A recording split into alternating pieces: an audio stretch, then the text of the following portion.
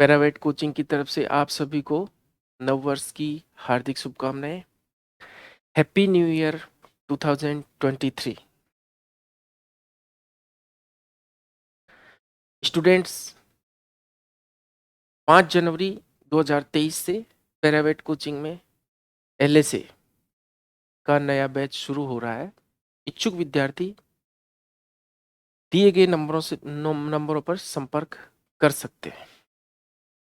आप सभी के लिए नया साल मंगलकारी हो, सफलता दिलाने वाला हो, सुख शांति और समृद्धि, और सबसे बड़ी बात, नौकरी लाने वाला हो। तो विद्यार्थियों, वैसे आप लोग स्वास्थ्य से सभी लोग अच्छे होंगे कामना करते हैं, और ईश्वर से प्रार्थना भी करते हैं कि सभी कंपटीशन में, प्रतियोगी परीक्षाओं में सफलता सभी को मिले। लेकिन सभी को नहीं मिलती है, कारण एक अनार और 100 बीमार। अब आपको औरों से आगे होना है, चूंकि प्रतियोगी परीक्षा है, कंपटीशन है, तो उसमें सफल होने के लिए आपको औरों से कुछ बेहतर करना होगा, क्योंकि ये अजीब तरीके की दौड़ है। संतुलन के साथ इसमें आपको दौड़ना है। तो स्टूडेंट्स कुछ फैक्टर्स पर ध्यान नहीं दे पाते, वो चीजें मैं आपको बता रहा हूं। सबसे बड़ी बात है, पढ़ाई सभी कर लेते हैं, लेकिन कुछ चीजें जो आपको बहुत ज्यादा महत्व रखती है आपके लिए। सबसे पहली बात है मन की शांति। मन या फिर दिमाग की शांति, पीस। और इस शांति के लिए क्या करें? आप लोग पढ़ाई सब कर लेते हैं, लेकिन ऐसी पढ़ाई से क्या मतलब जो कर ली भूल गए, फिर कर ली फिर भूल गए, फिर परीक्षा आ गई फिर पढ़ ली भूल गए, कोई मतलब नहीं है। आप अगर शांत दिमाग से किसी चीज को ग्रहण करते हैं तो वो लंबे समय तक अपने दिमाग में स्थायी रहती है। और इतनी भाग दौड़ी दौड़ भरी जिंदगी में इतने लोगों के बीच हम जाते हैं, आते हैं, पढ़ते हैं, कोचिंग्स में फोन पर बात करते हैं, मोबाइल देखते हैं, इन सभी के बीच हम शांत कैसे रहें? तो इस शांति के लिए आपको योगा, प्राणायाम या मेडिटेशन पर आपको जाना होगा। जब तक आपके मस्तिष्क का अवचेतन भाग सक्रिय नहीं होगा, ये जो सबकॉन्शियस माइंड होता है, यहाँ से हमें यहाँ से हमें कुछ ऐसे क्वेश्चंस का आंसर मिल जाता है जो हम अपने चेतना से नहीं कर पाते। और जब पढ़ाई करते हैं तो योगा प्राणायाम का बड़ा महत्व है।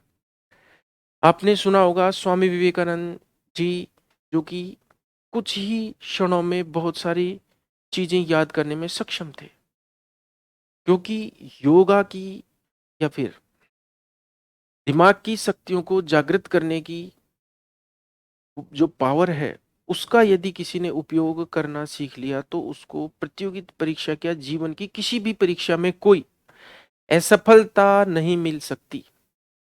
आपको पता होगा, दिमाग को कंसंट्रेट करके सामने वाले व्यक्ति के विचारों को लोग पढ़ लेते हैं, उनके मन को पढ़ लेते हैं, उनके दिमाग में क्या चल रहा है।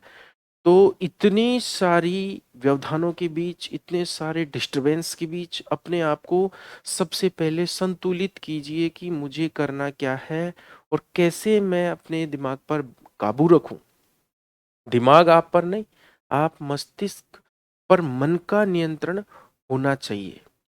तो सबसे पहली बात हो गई आपके मन की या दिमाग की शांति। उससे आप योगा, प्राणायाम, एक्सरसाइज और इन विधियों से आप कर सकते हैं। और अब अवचेतन मस्तिष्क के द्वारा आप निद्रा की अवस्था में भी चीजों को याद करने में सक्षम हो जाते हैं। चीजें आपको सपने में आने लग जाती है, पढ़ाई भी सपने में आने लग जाती है, जब अगर आप इस चीज को यूज करें। एक अपने आप को क्या करेंगे? आइसोलेट करेंगे। आइसोलेट मतलब ज्यादातर लोगों से आपको अपना संपर्क हटाना है। सिर्फ़ और सिर्फ़ अपनी जो संगति है वो उसी प्रकार की रखनी है जो लोग पॉजिटिव हो। क्योंकि नेगेटिविटी या नेगेटिव लोगों के संपर्क में आने से हम खुद भी धीरे-धीरे उनके विचारों का प्रभाव हमारे मन मस्तिष्क पर आ जाता है और मन मस्तिष्क एक बार जिस दिशा में घूम गया, वो फिर चेंज नहीं हो पाता, उसको बदलना काफ़ी मुश्किल है। तो आइसोलेट का मतलब ये हुआ आपको बार-बार फ़ोन डिस्टर्ब कर रहा है, व्हाट्सएप मैसेज, समाज में कोई भी प्रोग्राम्स हैं या रिश्तेदार हैं, थोड़े दिन के लिए आप साल 6 महीने जितने भी दिन आप कंपटीशन की तैयारी करते हैं, उतने दिन अपने आप को बिल्कुल सेपरेट कर लीजिए। यहाँ की घरवालों से भी कम बातें, लिमिटेड चीज़ें कर दीजिए।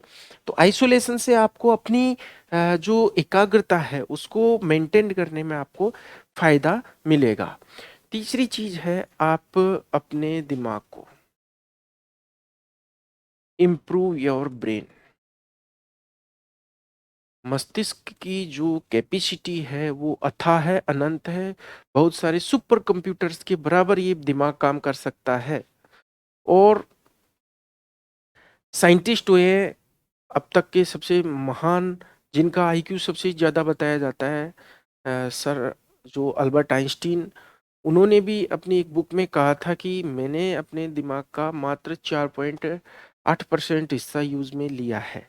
अब आप सोचिए 5% हिस्सा भी हम अगर काम में ले लें तो ये समझ लो संसार की काफ़ी सारी हम सफलताएं हम अर्जित कर सकते हैं। तो दिमाग की पावर अनलिमिटेड है और इसको कंसंट्रेट करके, इसको फोकस करके पढ़ाई कीजिए। बच्चे कहते हैं खूब पढ़ा था, सब कुछ आता था, उसके बावजूद फेल हो गया।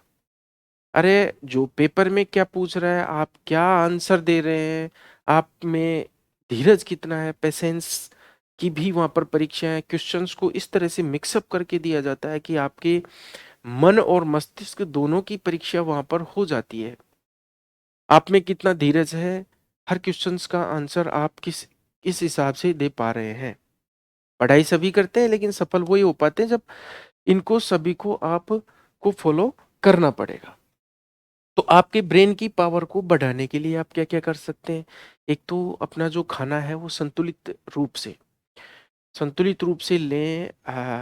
अनाज की जो मात्रा है, रोटियों की मात्रा है वो थोड़ी कम करें और इसमें फ्रूट्स हैं या सलाद हैं, इनकी मात्रा बढ़ाएँ। ड्राई फ्रूट्स जो है उनका भी उपयोग आप करें। तो खाने में आप एक सात्विकता और संतुलितता रखें। गरिष्ठ भोजन और इस प्रकार की जो हमें पढ़ाई के दौरान या अ, समस्या उत्पन्न करे, उस खाने से बचना चाहिए। व्यवहार, खान-पान और अपने आसपास का जो वातावरण है, उन सभी को आप मेंटेन रखें। साथ ही साथ अपने सोए हुए दिमाग की शक्तियों को जगाएँ। कुछ ऐसी चीज़ें करें, कुछ क्रिएटिव चीज़ें, कुछ गुणा, भाग और जिनसे दिमाग पर आपको असर पड़े। कोई पुरानी चीज़ें सोचने लग जाएँ, कुछ देर 10-15 मिनट का ब्रेन का एक्सरसाइज़ आप करने लगें कि हम कहाँ गए थे, कौन से फेस का आदमी था, किस किस कलर के कपड़े पहना था, पूरे दिन की शाम को एक बार अपने दिमाग के अंदर ही रीडिंग लगाएँ या फिर जो अपन पढ़ रहे हैं, उन चीज़ों को ऑटोमेटिक बैठ कर के सभी चीज़ों की पिक्चर दिमाग में बनाएँ जिससे वो रिवाइज़ भी हो जाएँ और अपने ब्रेन भी शार्प हो। क्योंकि सब बच्चे जो 20-22 साल से ऊपर के हैं, वो सभी अपने आप को काफ़ी मतलब ईगो में और उसमें समझने लगते हैं कि मैं तो बहुत वो हूँ और फिर जब फेल होते हैं जब जा कर के उनको फिर भी उनको ये नहीं रहता, फिर भी वो बार-बार तरह-तरह की बातें बनाते हैं कि मैंने तो गोले काले नहीं किए, गोले गलत कर दिए या फिर पेपर आउट हो गया या फिर ये हो गया, वो वही बात है, नाच ना जाने आंगन टेढ़ा।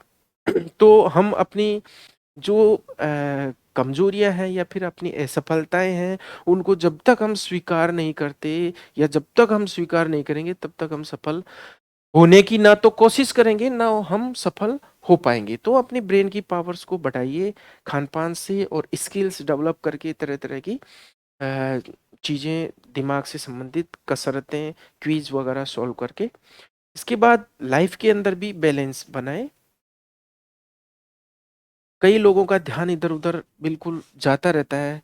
वो अपने पढ़ाई के ऊपर कंसंट्रेट करने के लिए आप अपने बॉडी को दिमाग को उस तरह से मैनेज कर सकते हैं, बैलेंस में ला सकते हैं। और उसके लिए आपको एक हैप्पी और कॉन्फिडेंस वाली लाइफ में रहना पड़ेगा। और हैप्पी रहने के लिए आप अपनी मनपसंद का म्यूजिक आप 10-15 मिनट जितना भी आपके पास एक्स्ट्रा टाइम हो उसमें आप सुन सकते हैं। और खुश रहने के लिए तो हम आए हैं इस धरती पर, चाहे परीक्षा पास हो या नहीं हो, खुश तो सभी को रहना ही चाहिए। क्योंकि खुश रहने से हमारे ब्रेन में पॉजिटिव हार्मोन्स निकलते हैं और वो पॉजिटिव चीजें हमसे करवाते हैं। तो संगति का या फिर हमने आसपास के जो वातावरण है उसका भी काफी असर पड़ता है। नेगेटिव लोगों से बचें, नेगेटिव चीजों से दूर रहें। और टाइम पर अपना सेल्फ एनालिसिस, अपनी स्वयं की गुणवत्ता की आप परीक्षण करते रहें। आपकी पढ़ाई की गुणवत्ता की, आपके ब्रेन की गुणवत्ता की, सभी चीजों के बारे में आप अपने आपसे पूछिए और अपने आप का परीक्षण कीजिए। चाहे वो पेपर्स के माध्यम से करें या फिर सोच करके करें। सोच करके हम चीज़ों को रीमेमोराइज करके वापस से याद करके भी विश्लेषण करके हम अपना अपनी पोजीशन देख सकते हैं या हमको एनालिसिस, यानी कि कम से कम विद्यार्थी को खुद का ये पता होना चाहिए कि मैं कहाँ हूँ, मुझे क्या आता है, क्या नहीं आता है, कौन सा टॉपिक मेरा कमज़ोर है, कौन सा टॉपिक मेरा स्ट्रॉन्ग है और किन क्वेश्चंस का जवाब मैं कैसे देता हूँ और मेरे से गलतियाँ कहाँ होती हैं। उन गलतियों का एनालिसिस करना भी बड़ा ज़रूरी है, क्योंकि जब तक आप गलतियाँ नहीं सुधारोगे तब तक आप सही कम कर पाओगे।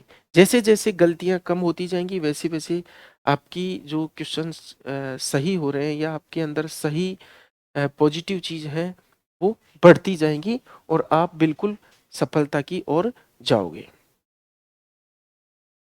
अगली बात है अपने आप को स्वीकार्य बनाना चाहिए।